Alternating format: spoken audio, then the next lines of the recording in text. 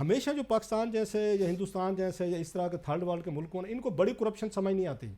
ये याद रखिएगा, ये मेरा कोई 30 साल का रिपोर्टिंग का तजर्बा है। ये छोटी छोटी चीज़ों पे ये हो जाते हैं, समझ नहीं आती, हिम्मत नहीं पड़ती ना।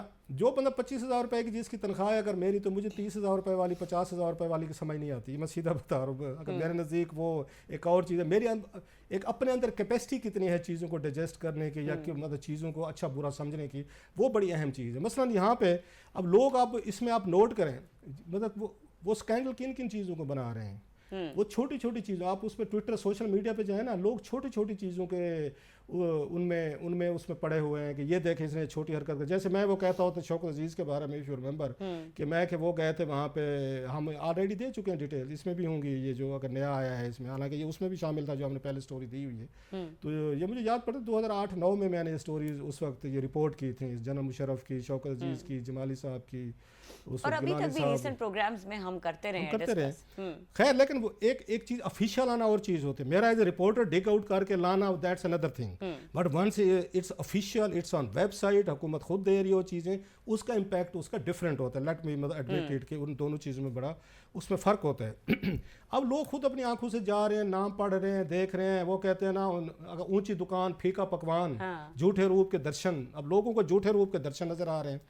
मतलब उसमें छोटी छोटी हरकतें हैं जो लोगों को उसमें मज़े ले रहे हैं, उसमें चीज़ा ले रहे हैं, आप कहें उसमें उन मजाक उड़ा रहे हैं। आपको याद होगा शौकत अजीज़ साहब का इसमें भी है, वो नेपाल के गवर्नर ने उनको ना 2 सिल्की उनको स्कार्फ दिए, उन्होंने वापस आके कीमत कितनी लगी। अब अंदाज़ा करें कि कैसे यहाँ कैबिनेट डिवीजन में, या कैसे अब हुकूमतें जो हैं, जो इनका कमेटी बनती है, क्योंकि सारे के सारे प्राइम मिनिस्टर ऑफिस के नीचे होते हैं, वही अपॉइंट कर रहे होते हैं। उनको क्या जरूरत है कि यहाँ पे उसमें आपकी चीज़ें गिफ्ट आ रहे हैं, आप उनकी कीमतें लगाएं। आपको 2-3 मिसालें दूंगा जिससे आपको अंदाज़ा होगा इस कौम को कि अभी भी इनकी जो कीमतें लगाई गई हैं, ये डिप्रेस करके बहुत इनको ये कम करके लगाई गई हैं। इसकी असेसमेंट उस तरह से मार्केट वैल्यू के हिसाब से नहीं है, ये बहुत मतलब मैं आपको 3-4 मिसालें दूंगा, समझ आ जाएगी आपको सारी कि ये कैसे यहाँ पे वैल्यूएशन हो रही थी इनकी चीज़ों की।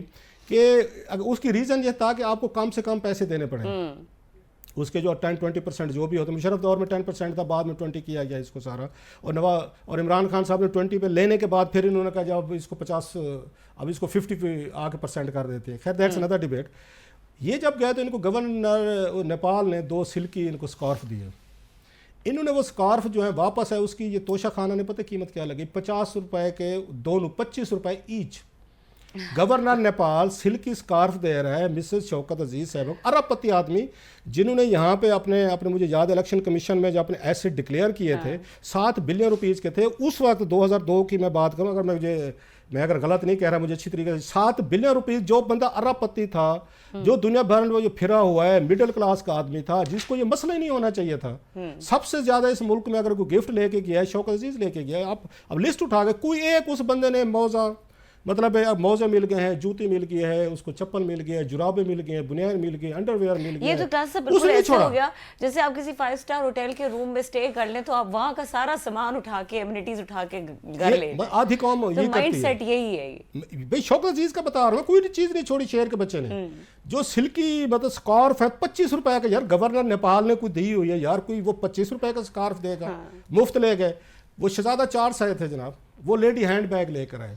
हैंड बैग्स सर इतने महंगे होते हैं। उन्होंने जनाब उसकी कीमत जो है ना 3,000 रुपये लगा के रख ली थी। तो मैंने उसमें बड़ा जोक बनाया था, मैं उसमें रहा हूँ लंदन में बड़ा अरसा, उसमें इल्फर्ड में रहता था, वहाँ एक्सचेंज पे समझ जाएंगे मेरे जो दोस्त हैं वहाँ पे इल्फर्ड में। उसके साथ ही वहाँ पे पाउंड शॉप थी एक, वहाँ पे 99p का हर चीज़ जो है 99p 90p उसमें कह ले। तो मैंने कहा था, मैं लगता है ये शहजादा चार्ल्स पाकिस्तान आने से पहले वो बाकायदा ट्रेन पकड़ी, सबवे से पकड़ने के बाद वो उसमें इल्फर्ड स्टेशन पे उतरने के बाद थोड़ी सी वॉक करके वो पाउंड शॉप पे गया, और वहाँ पे उसने जाके उसने अगर 99p वाला उसने मिसेस शौकत अजीज साहबा के लिए बैग लिया।